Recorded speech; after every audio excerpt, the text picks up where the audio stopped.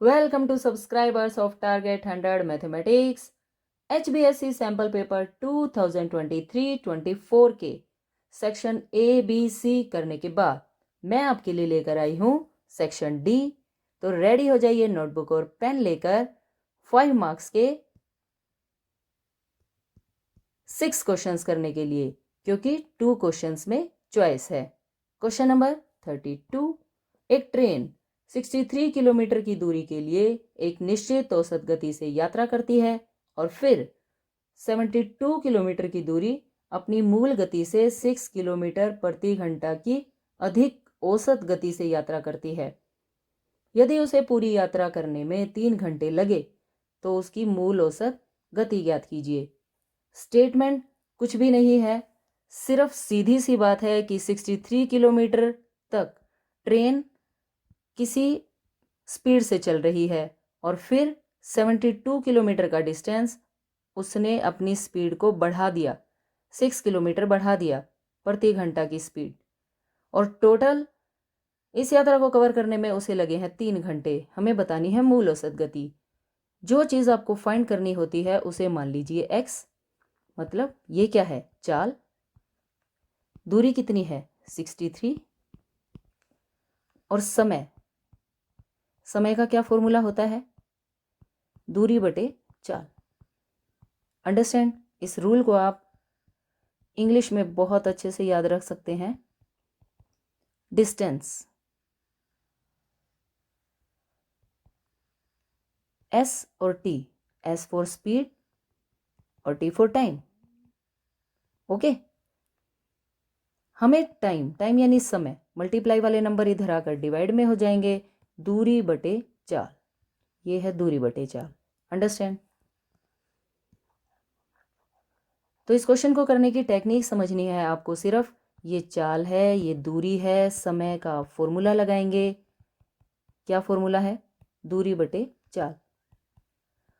Again 6 kilometre जब speed increase हो गई, यानी चाल कितनी हो गई x + 6, तब दूरी कितनी कवर की है उसने, 72। ये आपके पास एक दूसरा समय आएगा और इन दोनों समय को आप ऐड करके इक्वल रख देंगे 3 के इक्वल। वहाँ से आप x की वैल्यू कैलकुलेट करेंगे और x आपने क्या माना था, चाल। आंसर आ जाएगा। क्वेश्चन करने की टेक्निक समझ में आई? तो चलिए अब देखते हैं कि 5 मार्क्स के इस क्वेश्चन को आप कैसे लिखेंगे। बिल्कुल ही आसान क्वेश्चन है। सबसे पहले आपको लिखना है क्वेश्चन नंबर 32 है ये।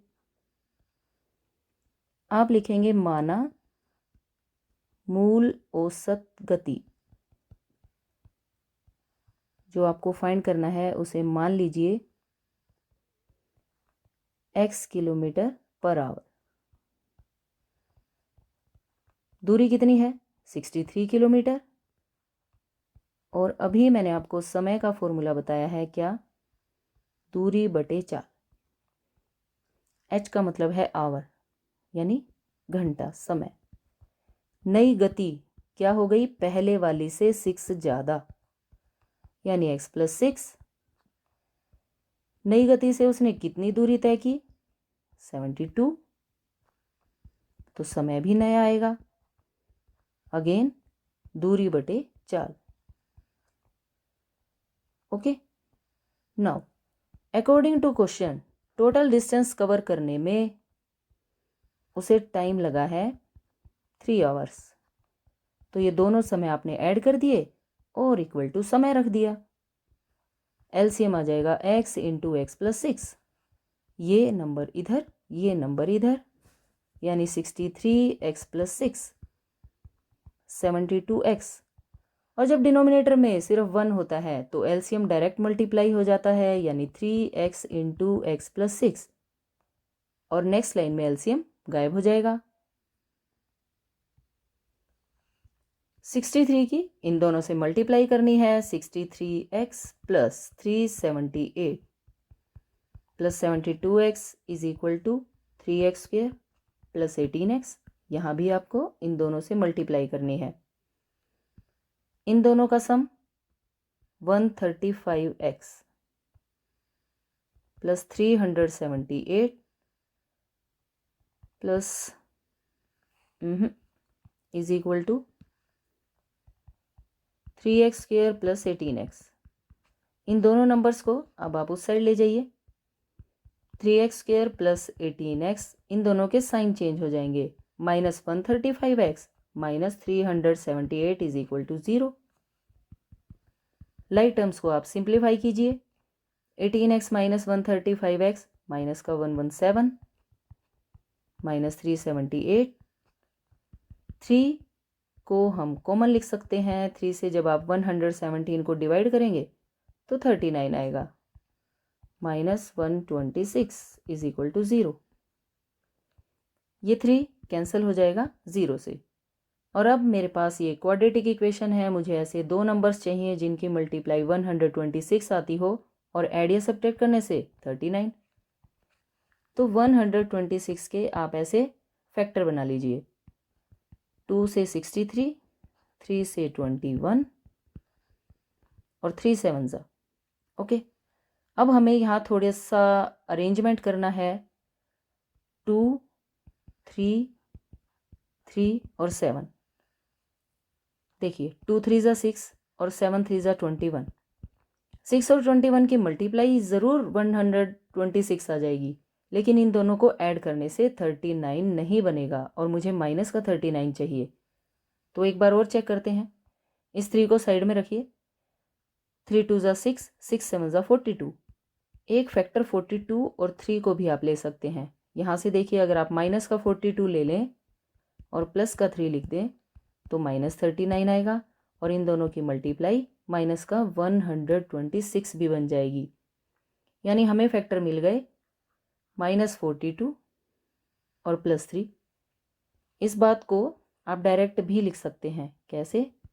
x - 42 x + 3 is equal to 0। बस ये जो नंबर्स आपको मिले हैं इनके साथ x लगाइए, ब्रैकेट लगाइए और यहाँ लिख दीजिए। अंडरस्टैंड? दो नंबर्स की प्रोडक्ट 0 है। Either first number is equal to 0 और second number is equal to 0। यानी x - 42 इज इक्वल टू 0 और x + 3 इज इक्वल टू 0। -42 दूसरी साइड जाकर प्लस में और +3 -3 में। लेकिन ये वैल्यू रिजेक्ट हो जाएगी। क्यों? क्योंकि x हमने क्या मानी थी? चाल, गति, और गति कभी भी माइनस की नहीं होती। अतः मूल औसत गति 42 km/h। Understand? Which is required answer. इसी क्वेश्चन की चॉइस में इसी से मिलता जुलता क्वेश्चन है। देखिए, और एक मोटर बोट है जिसकी स्थिर जल में गति है 18 km/h और धारा के विपरीत 24 किलोमीटर, और धारा के अनुकूल उसी स्थान पर लौटने की तुलना में 1 घंटा अधिक लगता है। बोट इधर जा रही है, वाटर का फ्लो भी इसी तरफ है, तो स्पीड अधिक हो जाएगी। अगर बोट जाए इधर और वाटर इधर जा रहा हो तब टाइम ज़्यादा लगता है। इसने कहा है कि 1 घंटा अधिक लगा। हमें ज्ञात करनी है धारा की गति, यानी धारा की चाल। इस क्वेश्चन को करने की भी यही टेक्निक है। धारा की गति को आप क्या मान लेंगे? x मान लेंगे। धारा के प्रतिकूल और अनुकूल, जब आप धारा के प्रतिकूल जा रहे होंगे तब चाल हो जाएगी, ये देखिए, स्थिर जल में कितनी है? 18। प्रतिकूल में चाल हो जाएगी 18 - x और अनुकूल में हो जाएगी 18 + x। ये क्या है? चाल। और ये भी क्या है? चाल। तो समय का क्या फॉर्मूला होगा? समय का वही फॉर्मूला होगा, दूरी बटे चाल। डिस्टेंस कितना है? 24 किलोमीटर। दोनों बार आपको सेम दूरी रखनी है 24, लेकिन चाल बदल जाएगी। प्रतिकूल में ये वाली लिखना और अनुकूल में ये वाली, और फिर इन दोनों को सब्ट्रैक्ट करके किसके इक्वल रख दोगे? 1 के इक्वल। ओके, देखिए अब इस क्वेश्चन को लिखना कैसे है। सबसे पहले आप लिखेंगे और का ये क्वेश्चन है, हमें इसमें धारा की चाल ज्ञात करनी है, तो वैसे ही आप लिखेंगे माना धारा की चाल x km/h।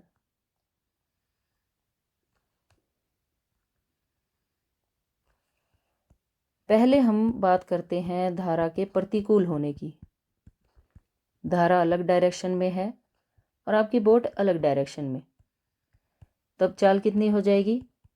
18 minus x kilometre per hour. दूरी 24 किलोमीटर और समय का फॉर्मूला है दूरी बटे चाल, यानी 24/18 माइनस x आवर।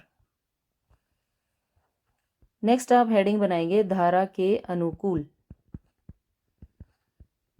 यहाँ भी हम समय को ढूंढ के लाएंगे। तो सबसे पहले आपको चाल लिखनी है 18 plus x kilometre per hour. दूरी यही है तो हम डायरेक्ट समय लिख देते हैं 24/18 plus x hour. Okay, now according to question, 1 घंटा अधिक लिया। कब? जब आप प्रतिकूल गए। तो इस प्रतिकूल में से आप अनुकूल को माइनस कर दीजिए, इज इक्वल टू 1 के इक्वल लिखें। सेम जैसे आपने लास्ट क्वेश्चन में एलसीएम लिया था, आपको यहाँ भी एलसीएम लेना है। ये नंबर इधर, ये नंबर इधर, यानी 24 के साथ 18 प्लस एक्स माइनस 24 के साथ 18 माइनस एक्स। और जब डिनोमिनेटर में 1 होता है तो LCM as it is multiply हो जाता है ऐसे, और नेक्स्ट लाइन में ये एलसीएम गायब हो जाएगा। 24 की इन दोनों से मल्टीप्लाई करनी है। आपको 24 को 18 से मल्टीप्लाई करने की कोई ज़रूरत नहीं, आप बस ऐसे लिख दीजिए 24 और x की मल्टीप्लाई 24x माइनस, यहाँ भी आपको मल्टीप्लाई करनी है 24 इंटू 18 और माइनस माइनस ये वाला माइनस इस माइनस से मिलके प्लस हो जाएगा 24x। यहाँ a minus B A plus B का क्या रूल होता है? A square minus B square. Okay, अब देखिए ये दोनों टर्म्स कैंसिल हो जाएंगी क्योंकि ये नंबर प्लस का है और ये नंबर माइनस का, इसलिए मैंने मल्टीप्लाई नहीं की थी क्योंकि इन दोनों नंबर्स को तो कैंसिल होना ही है। 24 प्लस 24 48x, 18 का स्क्वेयर 324 होता है minus X square as it is. अब इन दोनों नंबर्स को आप इस साइड ले आइए, क्या बन जाएगा? एक्स स्क्वेयर प्लस का 48x एज इट इज और 324 इधर आकर माइनस में चेंज हो जाएगा। अब हमें 324 के फैक्टर्स बनाने हैं, वैसे ही बनाएंगे आप ऐसे। 2 से डिवाइड करेंगे 162, अगेन 81, 27, 3 9 जा 3 3 जा, यानी हमारे पास नंबर्स आ गए 2 2 3 3 3 3। यहाँ से हमें थोड़ी सी अरेंजमेंट करनी है, तो देखिए कैसे अरेंजमेंट करते हैं। 3 2 जा 6, 3 3 जा 9, 9 3 जा 27 और 27 2 जा 54। ये दो नंबर्स हैं, इनकी मल्टीप्लाई 324 होगी। अब हमें इन्हें ऐड या सब्ट्रैक्ट करने से प्लस का 48 चाहिए। वो कब होगा? जब 6 माइनस का होगा। बड़े नंबर के आगे प्लस हो तभी तो आंसर में प्लस आता है, यानी हमें नंबर्स मिल गए 54 और -6। तो 54 के साथ आप x को बिठाइए ऐसे, और ऐसे ही x - 6 इज इक्वल टू 0। दो नंबर्स की प्रोडक्ट 0 है, या तो फर्स्ट नंबर 0 होगा या फिर सेकंड नंबर। प्लस का 54 उस साइड जाकर माइनस का, लेकिन ये वैल्यू रिजेक्ट हो जाएगी, और माइनस का 6 उधर जाकर प्लस का, जो सेलेक्ट हो जाएगी। आपने x को क्या माना था? हमने x को माना था धारा की चाल, तो लास्ट में आप क्या लिखेंगे? अतः धारा की चाल 6 किलोमीटर पर आवर। 5 मार्क्स के क्वेश्चन के लिए आपको इतना कुछ तो लिखना ही पड़ेगा, तभी आपको फुल मार्क्स मिलेंगे। तो देखिए ये क्वेश्चन यहाँ से शुरू है और बिल्कुल ही सिंपल है। प्रतिकूल अनुकूल दोनों को सब्ट्रैक्ट किया, 1 के इक्वल लिखा, और सिंप्लीफिकेशन के बाद धारा की चाल आ गई 6 kilometre per hour. Okay, now next question. Question number 33, बड़ा ही आसान सा क्वेश्चन है। सिद्ध कीजिए कि यदि त्रिभुज की एक भुजा के समांतर अन्य दो भुजाओं को अलग अलग बिंदुओं पर प्रतिच्छेद करने वाली रेखा खींची जाए तो अन्य दो भुजाएं एक ही अनुपात में विभाजित हो जाती हैं। ये थेल्स थ्योरम है।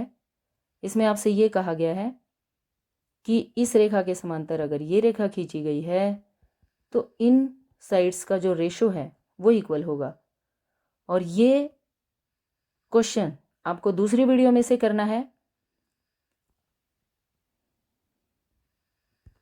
रोहतक प्री बोर्ड में ये क्वेश्चन मैं करवा चुकी हूं पार्ट डी में, क्वेश्चन नंबर 33। ओके, इस वीडियो का लिंक मैं डिस्क्रिप्शन में डाल दूंगी, वहां से आप इस क्वेश्चन को करेंगे। Okay, now question number 34। एक जूस बेचने वाला अपने ग्राहक को ग्लास में परोस रहा था जैसा चित्र में दिखाया गया है। बेलनाकार कांच का आंतरिक व्यास 5 सेंटीमीटर, ये है 5 सेंटीमीटर। लेकिन कांच के नीचे क्या है? एक अर्धगोला उठा हुआ भाग है जिसने कांच की क्षमता को कम कर दिया। यानी ये डिजाइन वाला ग्लास है, इसमें ये डिजाइन बना हुआ है, यानी यहां पर कोई भी लिक्विड नहीं आ सकता है। अब कांच की क्षमता तो कम होगी ही। यदि कांच की ऊंचाई 10 सेंटीमीटर, ये है ग्लास की ऊंचाई 10 सेंटीमीटर, हमें इसकी आभासी और वास्तविक क्षमता ज्ञात करनी है। सबसे पहले ये शेप है बेलन की, और बेलन का आयतन क्या होता है? पाई आर स्क्वायर एच। ओके, ये आएगी हमारे पास आभासी क्षमता, क्योंकि पाई आर स्क्वायर एच में ये चीज नहीं मानी गई है। ओके, कि ये अर्धगोला उठा हुआ है। हम इस कंप्लीट का आयतन निकाल देंगे पाई आर स्क्वायर एच फॉर्मूले से। ओके, तो कैसे लिखेंगे ये क्वेश्चन? आप 5 मार्क्स के लिए फुल लिखोगे तो फुल मार्क्स आएंगे।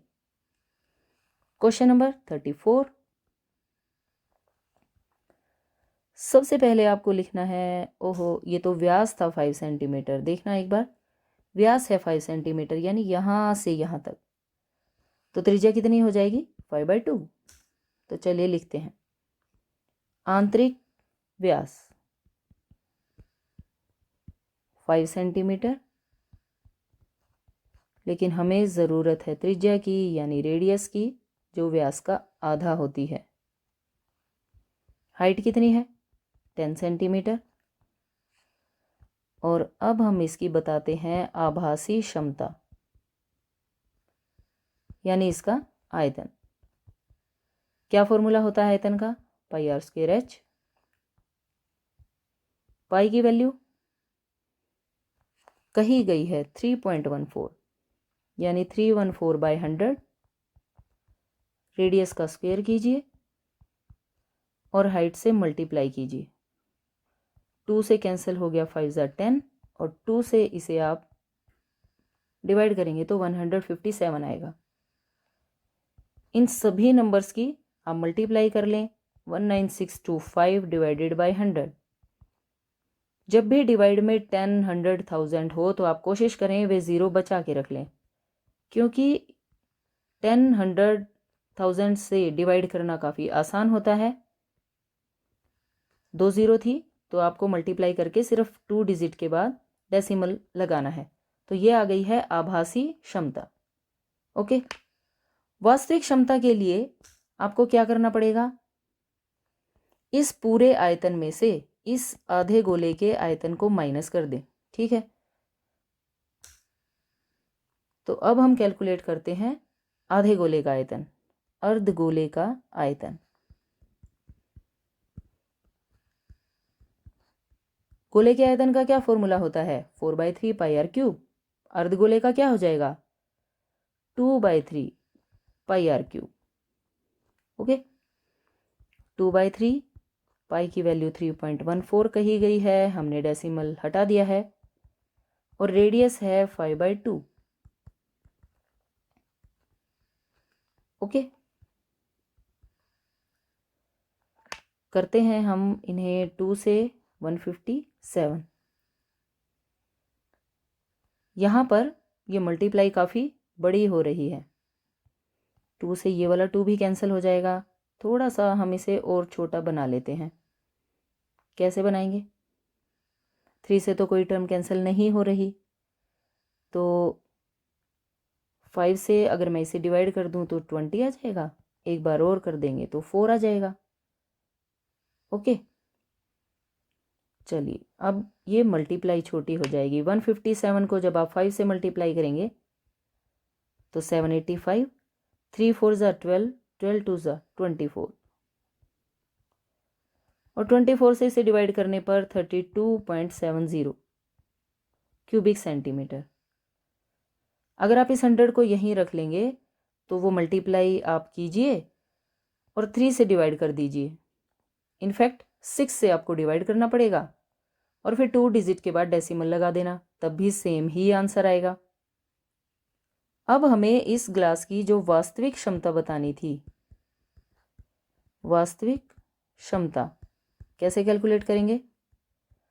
आभासी क्षमता में से अर्धगोले के आयतन को माइनस कर दें, माइनस अर्धगोले का आयतन। आभासी क्षमता ये देखिए कितनी आई थी, 196.25। 196.25 में से 32.70 को माइनस करेंगे तो आंसर आएगा 163.55 cubic centimetre, which is required answer. Okay, इसी के साथ ही question finish. Now question number यही है लेकिन इसकी चॉइस में है। Question number 34। एक तंबू एक बेलन के आकार का है, यानी ऐसे है ये बेलन, ये तंबू। इस पर शंक्वाकार शीर्ष लगा है, टेंट जो बनाया गया है ऐसे। यदि बेलनाकार भाग की ऊंचाई और व्यास, यानी ये ऊंचाई पता है हमें, व्यास पता है, शीर्ष की तिरछी ऊंचाई, ये तिर्यक ऊंचाई होती है 2.8, ये भी पता है, तो तंबू बनाने के लिए इस्तेमाल किए गए कैनवास का क्षेत्रफल ज्ञात करना है। कुछ भी नहीं है, सिंपल सा क्वेश्चन है। आपको इस शंकु का वक्र पृष्ठीय क्षेत्रफल फाइंड करना है सिर्फ, और बेलन का वक्र पृष्ठीय, दोनों को आप ऐड कर देंगे तो हमारे पास कैनवास का क्षेत्रफल आ जाएगा। और फिर हमें इसका कॉस्ट भी, लागत भी बतानी है।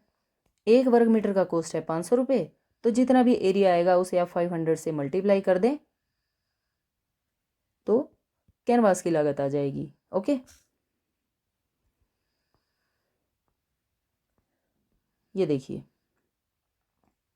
ये बना हुआ है तंबू, ऊंचाई, तिर्यक ऊंचाई, ये सारी बातें आपको लिखनी पड़ेंगी। सबसे पहले हम लिखेंगे व्यास। व्यास है 4 सेंटीमीटर, तो त्रिज्या कितनी हो जाएगी, 2 सेंटीमीटर। तिर्यक ऊंचाई यानी एल, एल की वैल्यू है 2.8 मीटर। ये सेंटीमीटर में नहीं है, ये है मीटर में। तंबू है। अब कैनवास का हमें क्षेत्रफल ढूंढना है। कैनवास का क्षेत्रफल क्या होगा, शंकु प्लस बेलन, दोनों का वक्र पृष्ठीय क्षेत्रफल आपको कैलकुलेट करना है। अब बताइए शंकु के वक्र पृष्ठीय क्षेत्रफल का क्या रूल होता है, पाई आर एल, और बेलन का रूल होता है 2 पाई आर एच। दोनों में से कॉमन लिख सकते हैं आप, पाई आर बचेगा एल प्लस 2h। चलिए वैल्यू पुट करते हैं। पाई के बारे में कुछ नहीं कहा, 22/7, रेडियस की वैल्यू है 2, एल की वैल्यू है 2.8, और हाइट का कर दीजिए डबल। हाइट कितनी है, ये है 2.1 मीटर। यहाँ आप लिख सकते हैं, लिखना चाहिए h is equal to 2.1 metre, और 2.1 का डबल 4.2, 22/7 इंटू 2, इन दोनों का सम कर देंगे। 8 + 2 10, 4 + 2 6 और 1 7, 7 से 7 कैंसिल हो गया, 44 स्क्वायर मीटर। ये आ गया एरिया। अब लिखेंगे 1 स्क्वायर मीटर की लागत, यानी जो खर्चा है कितना दिया है स्टेटमेंट में 500 रुपीज़, और हमें कितने का बताना है 44 स्क्वायर मीटर की लागत। 500 को 44 से मल्टीप्लाई कर दें तो मल्टीप्लाई आएगी 22000, यानी 22,000 रुपये का खर्चा आएगा। ओके, और इसी के साथ ये वाला क्वेश्चन फिनिश। अंडरस्टैंड। 5 मार्क्स के हिसाब से ये थोड़ा सा छोटा ही क्वेश्चन है, ज़्यादा बड़ा नहीं है। नाउ क्वेश्चन नंबर 35 देखिए, स्टैटिस्टिक का क्वेश्चन है ये। निम्नलिखित आंकड़ों का माध्यक गिवन है, एक्स और वाई की वैल्यू फाइंड करनी है यदि कुल बारंबारता कितनी है 100। ये टेबल दे रखी है हमें। माध्यक वाले क्वेश्चन में हमें एक कॉलम और बनाना होता है CF का। CF मतलब क्यूमुलेटिव फ्रीक्वेंसी, संचयी बारंबारता, जिसमें first value as it is लिखी जाती है। 5 में आप 2 ऐड कर दीजिए 7, फिर x आप ऐड करेंगे 7 + x, 12 को ऐड करेंगे 19 + x, बस ऐड करते चले जाइए 36, 56। अब y आ गया, यानी 56 + x + y। ओके, डिजिट में डिजिट ऐड होता है, x और y एज इट इज़ चलते रहेंगे। 72 में 4 जब आप ऐड करेंगे 76। ओके, अब जो माध्यक है वो कितना है 525, और 525 कौन सी लाइन में होगा, इस लाइन में। इट मीन्स ये लाइन हमारी काम की है। अंडरस्टैंड। तो अब हम यहाँ पर माध्यक का फॉर्मूला लगा देते हैं। माध्यक का क्या रूल होता है, L + n/2 - CF / F × H। माध्यक कितना गिवन है 525। L की वैल्यू लोअर लिमिट यानी 500, ये है L की वैल्यू, प्लस n/2। n आप कहाँ से कैलकुलेट करेंगे, टोटल फ्रीक्वेंसी ये हमें 100 दे रखी है। इस बात का ये मतलब है कि n की वैल्यू 100 है। ओके, तो n/2 कितना हो जाएगा 50 minus CF cumulative frequency, CF की वैल्यू, जो बॉक्स काम का होता है उससे जो ऊपर वाली वैल्यू होती है वो CF में लिखी जाएगी। 36 + x है, दोनों के साइन चेंज कर दें, और F कौन सा लिखा जाता है, ये वाला, ये वैल्यू होती है F की 20। और H कहाँ से आता है, H आता है इन दोनों के डिफरेंस से। ओके, इन दोनों में कितने का डिफरेंस है 100। अंडरस्टैंड। अब क्योंकि टोटल फ्रीक्वेंसी हमारे पास 100 है, यानी ये जो सम है ये है 100, तो ये किसके इक्वल होना चाहिए, इसके, यानी 76 + x + y = 100। यहाँ से x + y की क्या वैल्यू आ जाएगी 100 - 76 = 24। इसे आप संभाल के रखें, इसकी ज़रूरत बाद में पड़ेगी। 20 से 100 कैंसिल हो गया 5, और प्लस का 500 इस साइड आकर माइनस के 500 में चेंज हो जाएगा। 50 में से आप 36 को माइनस करें 14 - x, और बाहर है 5। 525 में से जब आप 500 को सब्ट्रैक्ट करेंगे, घटाएंगे, तो 25, 14 - x as it is, multiply वाले नंबर दूसरे साइड आकर डिवाइड में चेंज हो जाते हैं। 5 5 ज़ा 25, यानी 5 = 14 - x आ चुका है। माइनस इधर आकर प्लस का, और प्लस के नंबर दूसरे साइड जाकर माइनस में चेंज हो जाएंगे, यानी 14 - 5 = 9। x की वैल्यू कितनी आ गई 9। और संभाल के आपने किसको रखा है, ये रखा है x + y = 24। अगर आप x की वैल्यू फर्स्ट इक्वेशन में पुट कर देंगे तो y की वैल्यू आ जाएगी, यानी 9 + y = 24, y = 24 - 9। Is equal to 15. Okay,